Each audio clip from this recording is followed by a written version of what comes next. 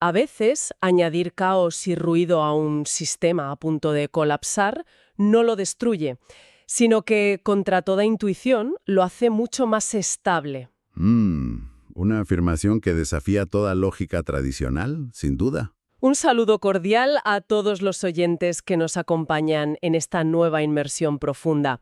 Hoy tenemos un viaje intelectual verdaderamente extraordinario, de esos que cambian por completo la perspectiva sobre cómo funciona el mundo que nos rodea. Y tanto. Es un tema denso pero apasionante. Nuestra misión en esta ocasión es desentrañar un fascinante documento de investigación.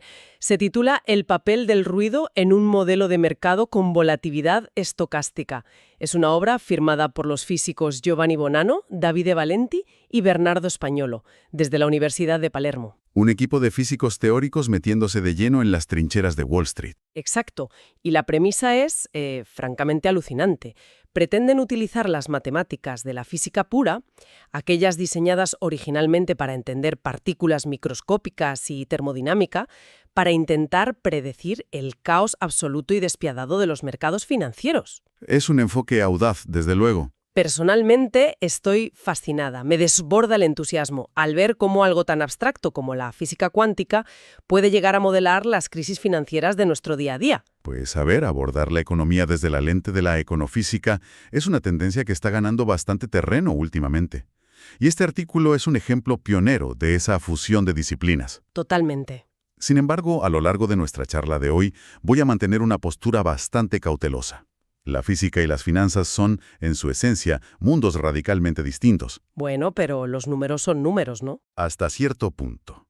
Reducir la irracionalidad humana, el pánico visceral de los inversores o la codicia desmedida a simples partículas brownianas moviéndose en un fluido tiene unas limitaciones matemáticas y conceptuales severas. Ya, te entiendo. Sobre el papel, es un modelo de una elegancia innegable, de verdad, pero debemos ser sumamente críticos a la hora de plantearnos si estas ecuaciones pueden trasladarse a la cruda realidad de un parque bursátil. Vale, vamos a desglosar esto, porque para entender por qué este nuevo modelo que proponen desde Palermo es tan revolucionario, primero tenemos que entender qué estaba fallando estrepitosamente en los modelos clásicos. El viejo paradigma. Entiendo que durante décadas el estándar de oro en las finanzas ha sido el movimiento browniano geométrico, el famosísimo modelo de Black-Scholes. Así es, el pilar de las finanzas modernas. Pero los autores de este estudio señalan, casi en la primera página, que ese modelo clásico hace aguas por todas partes. Mencionan que falla en reproducir los llamados hechos estilizados de los mercados reales. Sí. Y hablan de cosas como la incapacidad de explicar las colas pesadas. Y aquí te pregunto, ¿por qué es tan grave este fallo en la teoría financiera tradicional? Pues es un fallo monumental, porque asume que el mercado se comporta de forma normal. Y con normal me refiero a estadísticamente normal. ¿La famosa campana de Gauss? Exactamente. El modelo de Black-Scholes asume una distribución gaussiana, la clásica curva de campana, para los rendimientos de las acciones. En ese mundo idealizado, un evento extremo, como un colapso del mercado del 20% en un solo día, es estadísticamente una anomalía casi imposible. Algo que casi nunca debería pasar. Según la campana de Gauss, debería ocurrir una vez cada 100.000 años. Pero cualquier persona que haya seguido las noticias económicas sabe que en la vida real estos colapsos ocurren con una frecuencia muchísimo mayor. Desde luego, los hemos vivido varias veces en unas pocas décadas. Pues esos son las colas pesadas. La probabilidad de eventos extremos es mucho más alta de lo que la teoría clásica admite. Además, los modelos antiguos asumen que la volatilidad, es decir, el nerviosismo del mercado, es constante en el tiempo. Y eso es una ficción absoluta. Claro, el mercado no está igual de nervioso un martes cualquiera de agosto que el día que quiebra un banco gigante. Evidentemente no. He visto que el documento menciona modelos posteriores que intentaron solucionar este problema de la volatilidad, introduciendo acrónimos bastante imponentes como ARCH y GARCH. Modelos que intentaron poner parches al problema. Y luego llegan al modelo de Hedstone. Según leo, el modelo de Hedstone da un paso más allá al proponer dos ecuaciones que trabajan juntas. Pero, sin entrar en la pizarra matemática, ¿qué aporta exactamente Hedstone frente a los modelos anteriores? El salto cualitativo de Hedstone es que trata a la volatilidad como un ente vivo. En lugar de usar una sola fórmula rígida para predecir el precio, propone usar dos ecuaciones diferenciales estocásticas que están acopladas. Acopladas significa que interactúan, ¿verdad? Eso es. Hablan entre sí constantemente. Una ecuación sigue la trayectoria del precio de la acción y la otra sigue el nivel de volatilidad. Si la volatilidad cambia, afecta inmediatamente al precio y viceversa. Vaya. Reconoce que la volatilidad es estocástica, que es impredecible, tiene su propia inercia y, lo más importante, presenta lo que llamamos agrupación o clustering. A ver si lo entiendo con un ejemplo del día a día. Usar el antiguo modelo de Black-Scholes para predecir el mercado sería como intentar predecir el clima simplemente mirando por la ventana hoy y asumiendo que mañana y pasado hará exactamente el mismo tiempo. Sin importar la estación del año. Exacto, sin importar si estamos en pleno verano o en lo peor del invierno. Pero este nuevo enfoque de Heston y su idea de la agrupación o clustering entiende que las tormentas se agrupan por temporadas. Es una buena analogía. Es decir, que los días de pánico financiero suelen venir en bloque, seguidos de largas temporadas de calma chicha, ¿verdad? Lo fascinante aquí es que, aunque esa intuición del modelo de Heston supuso una mejora innegable y tu analogía del clima es muy acertada, sigue siendo una herramienta matemáticamente imperfecta para la realidad. ¿Ah, sí? ¿Por qué? Porque los propios autores del estudio que estamos analizando hoy admiten que estos modelos, incluido Heston, tienen un problema grave con sus funciones de autocorrelación. Tienen una caída exponencial. Vale. ¿Y qué significa eso en el mundo real? Que el modelo olvida el pasado demasiado rápido. No logran capturar del todo esa memoria a largo plazo que tienen los mercados reales. El pánico de una crisis no desaparece exponencialmente en unos días. Claro, ¿deja secuelas? Deja una cicatriz profunda en el comportamiento de los inversores que dura años. Y para lograr que las estadísticas de estos modelos cuadren, los analistas tienen que forzar los parámetros de forma muy artificial. Ajustando las clavijas para que el resultado encaje. Exacto. Usando tiempos característicos exageradamente altos. Así que, aunque usan ecuaciones maravillosas como el proceso de Cox-Singer-Sol-Ross para modelar esa volatilidad, no hay que dejarse cegar. El modelo CIR, sí. Sigue siendo una aproximación matemática, intentando domar el caos humano. Acepto esa advertencia. Soy consciente de que la teoría es una cosa y la práctica otra. Pero dejemos que la física nos muestre sus cartas en este estudio, porque lo que proponen Bonanno, Valenti y Españolo a continuación es lo que realmente rompe los esquemas. A ver, ilústranos. Modifican este modelo base añadiendo algo que llaman una no linealidad cúbica.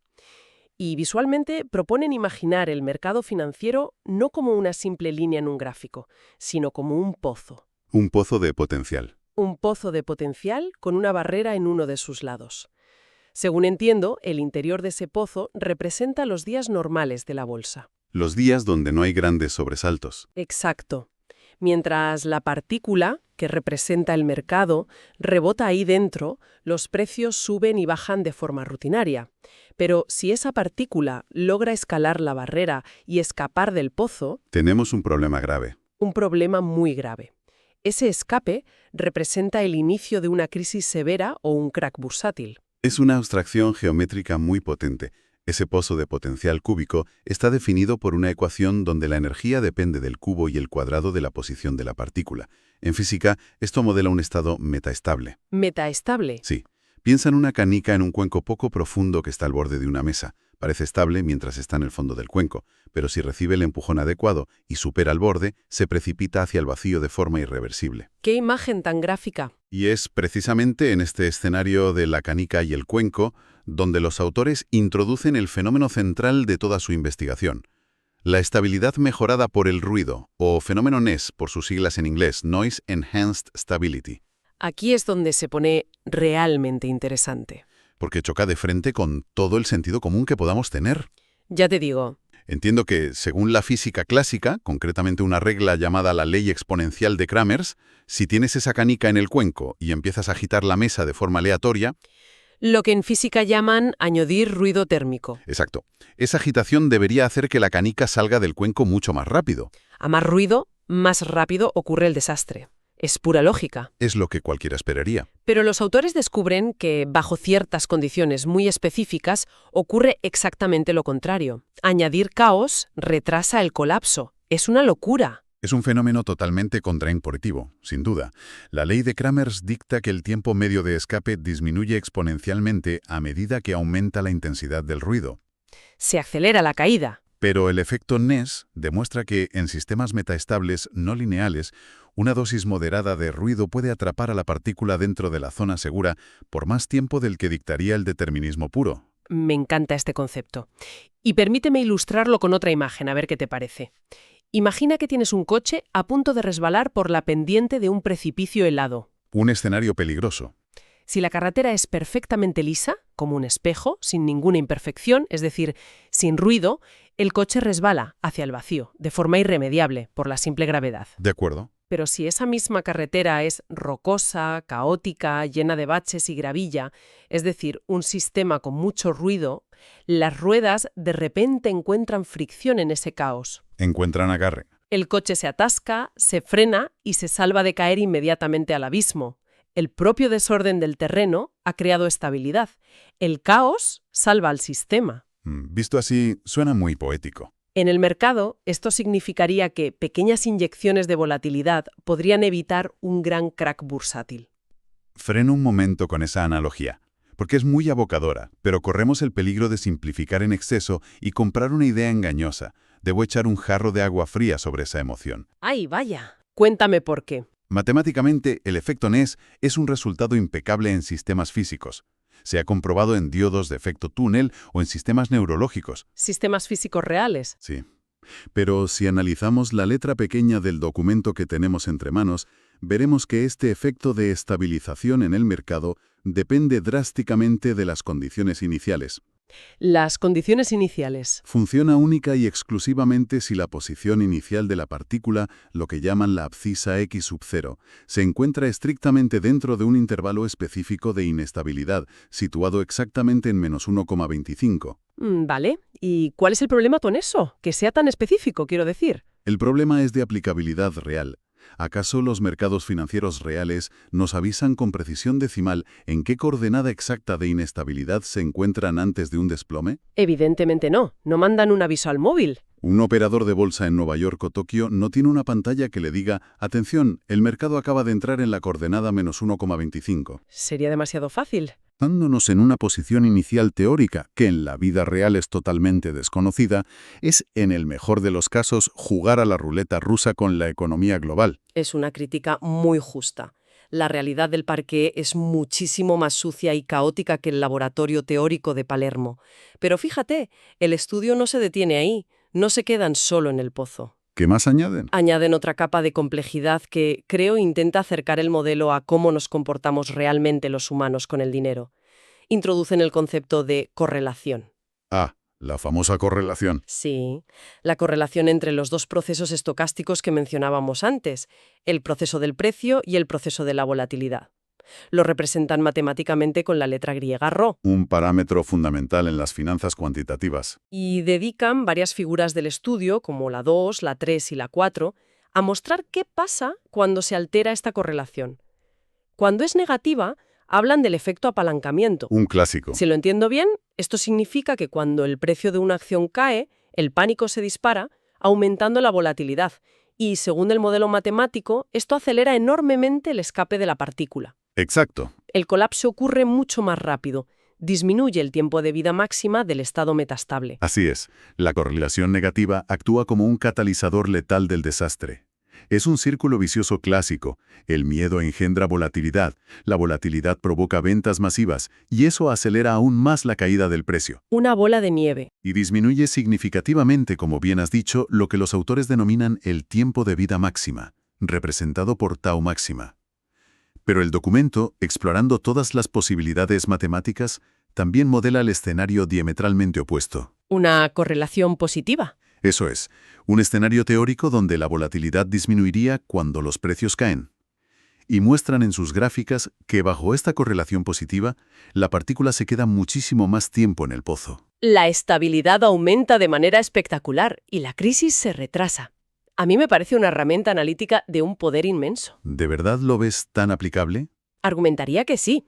Independientemente de si es positiva o negativa, el mero hecho de poder encapsular el pánico, el comportamiento de rebaño y la psicología de masas en una simple variable matemática como ρ Es un salto gigante. Es una simplificación elegante, te lo concedo. Entender esta mecánica de la correlación permite a los analistas tener un termómetro ultrapreciso. Podrían saber exactamente en qué momento unas fluctuaciones normales del mercado se están transformando en una espiral de crisis inminente. Simplemente observando cómo interactúan el precio y la volatilidad, claro. Exacto.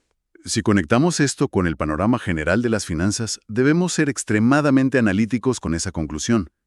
Critico fuertemente la excesiva confianza que el estudio deposita en ese hallazgo teórico de la correlación positiva. Cuéntame tu perspectiva. Sí, sobre el papel y en sus simulaciones por ordenador, demuestran de manera irrefutable que una correlación positiva retrasa la crisis y amplifica el efecto salvador del ruido. Los gráficos lo muestran claramente. Pero en los mercados financieros reales, que están gobernados por el estrés, la aversión al riesgo y el miedo atávico a perder el capital, las correlaciones entre caídas de precio son abrumadoramente negativas. El pánico siempre gana. El efecto apalancamiento es la norma absoluta, no la excepción. Por lo tanto, el modelo dedica un esfuerzo titánico a demostrar lo estable que sería un universo paralelo donde una caída fulminante de precios tranquilizara a los inversores. Cosa que nunca ocurre. Puede ser un ejercicio fascinante para la física teórica, pero su utilidad para un gestor de fondos que intenta prever la próxima recesión global es cuanto menos cuestionable. Entiendo tu escepticismo de verdad. Suena a que han modelado un mundo perfecto que no existe. Sin embargo, hay que reconocerles algo a los investigadores. Sabían perfectamente que tendrían que enfrentarse a este escrutinio empírico. Sabían que les iban a pedir cuentas. Sabían que economistas exigentes como tú les pedirían pruebas tangibles. Por eso, en la sección final de su documento, sacan la artillería pesada y ponen a prueba su creación teórica frente a datos reales masivos. La prueba del algodón. Y los resultados, francamente, son difíciles de ignorar. Primero, realizan un análisis de lo que llaman la función de densidad de probabilidad, la famosa PDF, y logran que su modelo reproduzca unas cifras estadísticas altísimas. Sí, las cifras de la kurtosis. Hablan de una kurtosis de 9,417 y una simetría negativa de menos 2,086. He visto que usan la palabra leptocúrtica para describir esto. Para quienes no tenemos un doctorado en estadística, ¿qué nos dicen realmente estos números sobre el mercado real? Sin entrar en demasiadas arideces matemáticas, que una distribución sea leptocúrtica es la confirmación empírica de lo que hablábamos al principio sobre las colas pesadas. Lo de los eventos extremos. Exacto. Una distribución normal, la campana de Gauss, tiene una kurtosis de 3. Si este modelo alcanza casi un 9,5, nos está diciendo que la forma del gráfico tiene un pico central muy estrecho y muy alto y unas colas laterales inusualmente gruesas. Traducido a dinero contante y sonante, ¿qué significa? Significa que la inmensa mayoría de los días en la bolsa son aburridos, no pasa gran cosa. Ese es el pico central. Días de rutina. Pero cuando ocurre un evento extremo, un cisne negro, la probabilidad de que suceda es infinitamente mayor de lo que predeciría Black-Scholes. Lograr esa simetría y esa kurtosis leptocúrtica es un avance notable, hay que admitirlo. Es un gran paso. Es la primera vez que la anatomía teórica del modelo se parece genuinamente a la anatomía real de los rendimientos financieros. Y no se quedan ahí. Llegamos a la que para mí es la joya de la corona de todo el documento. La figura 6. Ah, la famosa gráfica final. Aquí es donde realizan el examen definitivo. Toman los tiempos de escape que ha calculado su pozo de potencial cuántico y los superponen directamente con datos reales. Datos históricos. Y no cualquier dato, sino información extraída de 1.071 acciones individuales de la Bolsa de Nueva York, la NYSE. Una muestra enorme. Estamos hablando de un rastreo exhaustivo durante 3.030 días hábiles, abarcando más de una década, desde 1987 hasta 1998. Es una base de datos monumental para la época. Sin duda, es un volumen de información muy serio. Y al observar esa figura 6, el impacto visual es innegable. La línea suave de la predicción teórica y la nube de puntos que representan los colapsos reales de las empresas coinciden de una manera absolutamente asombrosa para la inmensa mayoría de los tiempos. Es una coincidencia que salta a la vista. Ver cómo una ecuación estocástica mapea con tanta fidelidad la ruina o la supervivencia de miles de empresas reales es para mí poesía pura. La gráfica es visualmente muy persuasiva, te lo concedo sin reservas. Cualquiera que la mire pensará que han encontrado el santo grial de las finanzas. Pero intuyo que tienes un pero preparado. Y muy grande. Aquí es donde, como analistas críticos, no podemos dejarnos seducir solo por un buen dibujo. Tenemos que revisar cómo se ha fabricado. Adelante, destripa la gráfica. Y aquí debo lanzar mi crítica más contundente a la metodología de este estudio. Si leemos el texto que acompaña a esa gráfica con lupa, descubriremos un detalle metodológico que hace saltar todas las alarmas. ¡Madre mía! Los autores confiesan explícitamente que no utilizaron un procedimiento de ajuste matemático riguroso. Espera, ¿a qué te refieres? ¿No usaron algoritmos para encajar la línea con los puntos? Exacto. No hubo una minimización de mínimos cuadrados estricta ni ningún protocolo estadístico ciego. Para conseguir que esa línea teórica encajara tan bien con los puntos del mercado real, tuvieron que seleccionar los parámetros fundamentales de su ecuación de forma manual. ¿A mano? A mano. Específicamente los valores A igual a 20, B igual a 0,01 y C igual a 2,4. Vaya. Fue, utilizando sus propias palabras en inglés, un procedimiento de trial and error, un ensayo y error puro y duro.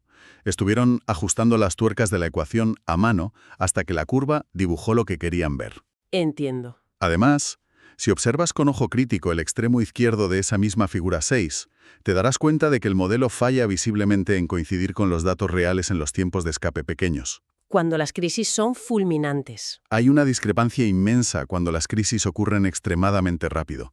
Ahí la línea teórica y los puntos reales se separan. La verdad es que ese detalle del ensayo y error le quita bastante misticismo al asunto. Es un poco como pintar la diana en la pared después de haber disparado la flecha para que parezca que has dado justo en el centro. Una analogía perfecta. Es ajustar el modelo a los datos, en lugar de que el modelo prediga los datos de forma independiente. Concedo que ese atajo metodológico le resta parte de esa pureza predictiva que uno desearía encontrar en un artículo de esta envergadura. Pero intentando atar cabos y buscar un punto de encuentro, creo que a pesar de esos parches técnicos y la falta de un ajuste estadístico impecable, Sí. el logro conceptual subyacente sigue siendo digno de aplauso. Haber logrado capturar la macrodinámica, el pulso general de un ecosistema tan complejo como la Bolsa de Nueva York, Sí, utilizando herramientas de la termodinámica, abre una puerta gigantesca. completamente. Es sentar las bases de una forma completamente nueva de concebir el riesgo sistémico, ¿no Sí. te parece? En ese sentido estoy totalmente de acuerdo contigo. Sería profundamente injusto descartar todo el trabajo por ese detalle empírico. El verdadero valor de este documento no reside en ser una bola de cristal perfecta. No nos va a decir si Apple va a subir mañana. No va a predecir si Apple o Microsoft van a caer mañana por la mañana. Su valor histórico radica en demostrar que el mercado no es simplemente una serie de tiradas de dados desconectadas. Hay fuerzas subyacentes. Nos enseña que hay fuerzas tangibles, que hay fricción, que existe una inercia en el sistema económico. Modelar las finanzas reconociendo que tienen memoria y física propias cambia el paradigma por completo. Y creo que esa es la reflexión perfecta para ir cerrando nuestro análisis de hoy. Hagamos un repaso rápido y claro de los 3 pilares fundamentales que hemos desgranado para quienes nos escuchan. ¿Me parece bien? En primer lugar, hemos visto que los mercados financieros pueden efectivamente modelarse como partículas atrapadas en un pozo de potencial, donde salir de ese pozo equivale a una caída libre en la economía. Un concepto fundamental. En segundo lugar, y siendo la lección más contraintuitiva de todas, hemos aprendido sobre el efecto Ness, que una cierta cantidad de ruido sistémico y caos puede, sorprendentemente, aumentar la estabilidad y retrasar una crisis. Siempre y cuando el sistema se encuentre en ese punto crítico de inestabilidad, recordemos. Por supuesto, la famosa coordenada inicial. Y en tercer lugar, que la correlación entre la volatilidad y el precio es el verdadero motor de la crisis. Una correlación negativa, impulsada por el miedo humano, es lo que acelera el pánico de forma irreversible. El efecto apalancamiento en acción. Entonces, ¿qué significa todo esto a gran escala? Significa que los sistemas económicos poseen una física subyacente. Tienen inercia. Tienen memoria. Entender esta intrincada mecánica de fricciones, pozos y ruido podría, en un futuro no muy lejano, dotar a los economistas de herramientas reales para mitigar crisis catastróficas. En lugar de limitarse a observar cómo la partícula cae por el precipicio sin poder hacer nada. Exactamente. Dar el salto de la observación a la prevención activa. Esto plantea una pregunta importante, un pensamiento final y bastante provocativo con el que me gustaría dejar reflexionando a la audiencia. Dispara. Si este modelo matemático demuestra que inyectar ruido con una correlación positiva en un sistema inestable aumenta drásticamente su vida útil, Sí. ¿Llegará el día en que los reguladores estatales o los grandes bancos centrales inyecten deliberadamente un ruido sintético en las bolsas de valores? ¡Ostras! Imagina un futuro donde se creen microfricciones artificiales en las operaciones algorítmicas o se introduzcan distracciones informativas calculadas, diseñadas con el único propósito de evitar que la economía global escape de ese pozo de estabilidad. ¿Sería manipular el caos a nuestro favor? Estaríamos hablando de una especie de geoingeniería aplicada directamente al ecosistema financiero, modificar el clima económico a voluntad. Una idea que roza la ciencia ficción, pero que a la vista de estos estudios quizá no esté tan lejos de la realidad. Da bastante vértigo pensarlo, pero subraya lo vital que es cruzar las fronteras entre disciplinas. Absolutamente. Gracias inmensas a quienes nos han prestado su tiempo y su curiosidad hoy para acompañarnos en esta travesía por la física del caos financiero. Ha sido un verdadero privilegio desmenuzar estos conceptos. Hasta nuestra próxima inmersión profunda.